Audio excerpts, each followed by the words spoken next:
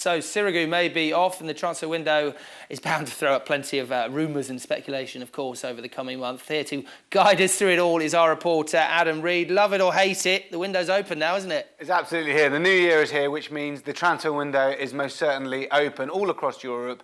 Players can now update their squads and pinpoint places that they need to find that little bit of improvement for whatever they need towards the end of the season. Now, January itself is traditionally a difficult month in many reasons, because teams at the top of the tables, they're generally in Champions League or European football, so they've got to try and find quality to add to their squad that isn't necessarily going to be cup-tied. And that's going to be something that's hard, and you've got to pay top dollar for those players. They may not necessarily want to go in January. Likewise, players down the bottom of the league, you look at teams in the Premier League like Sunderland and Aston Villa, for example, they need to strengthen because they want to be in the Premier League next season. With all that new TV money coming in, they want to try and find players that they're going to be able to strengthen their squad with. Now, that's difficult because at this point of the season, how hard can it be to attract players that are going to be up for a relegation fight?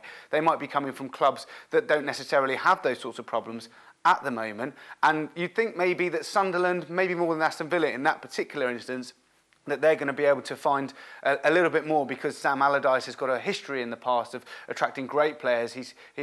During his time at Bolton, Yuri Djorkaeff, Fernando Hierro, Ivan Campo. Aston Villa, they're desperately looking for anything, not a win since the first day of the season. So it's the teams at that end of the leagues that are going to be looking for strength and depth. How does it compare to the summer, though? Because you just mentioned the clubs there, and you know, some people see these buys that they make and think it's just panic buying. That's all it is in January. It's just panic buying. Absolutely, and you see that with some of the prices that you find. Last year we had Wilfred Bonney going from Swansea to Manchester City. That was for a huge fee, but they got him then because they thought, well, that was the time that they could get him, because it was going to cost more in the summer, and they needed a striker with, well, whatever they had, Sergio Aguero and Edin Dzeko not quite doing it at the time, mainly because of a form of fitness, obviously. But you get players that overinflated transfer fees, and trying to find that there and then is hard in January because scouting, and you don't get a pre-season with coaches, and so it's very difficult.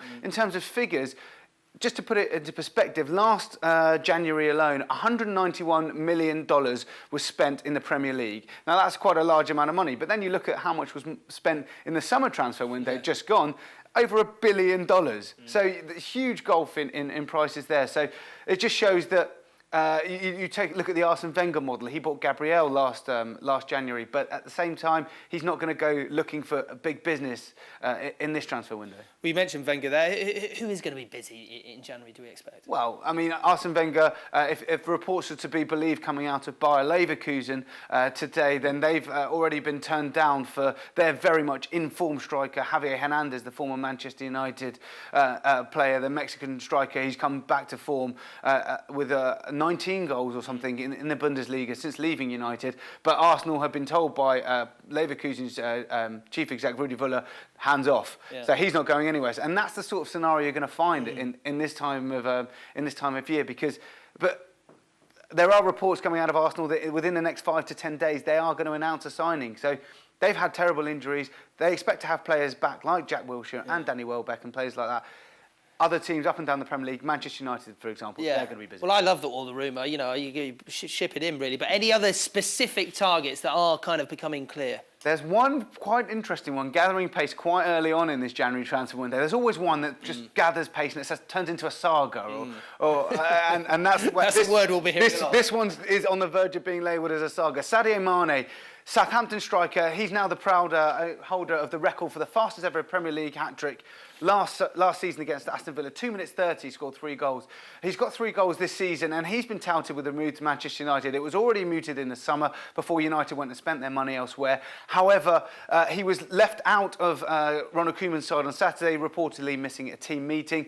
But he is a name that's been mentioned. Manchester United, they need goals, and he's a man that could well provide them. We'll have to wait to see. Adam, I get a feeling we'll be speaking a lot more about the transfer window over the coming month. Adam Reed, many thanks.